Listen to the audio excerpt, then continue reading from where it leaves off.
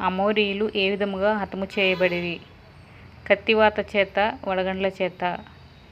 ఏ ప్రాంతములో ఇశ్రాయేలీయులు అమోరీయులతో యుద్ధము చేసిరి? గిబియోను.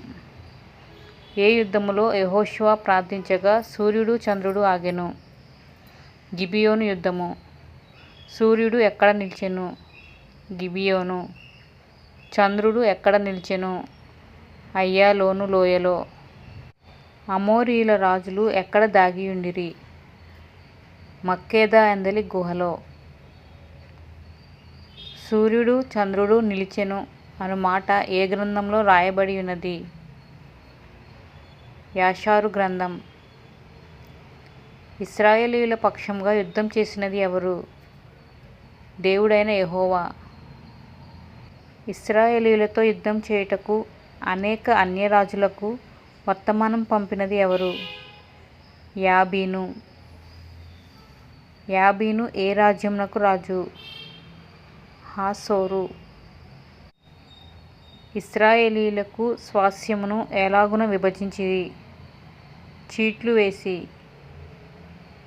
హెబ్రోను ఎవరికి స్వాస్థ్యముగా ఇవ్వబడెను? కాలేబు. కాలేబు తండ్రి పేరు ఏమిటి?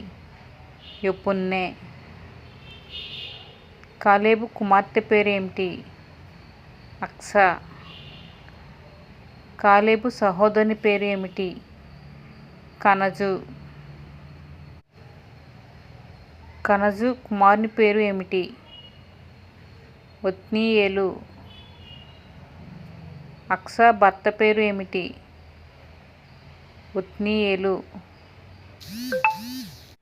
తన తండ్రిని ఆశీర్వాదం అడిగిన కుమార్తె ఎవరు?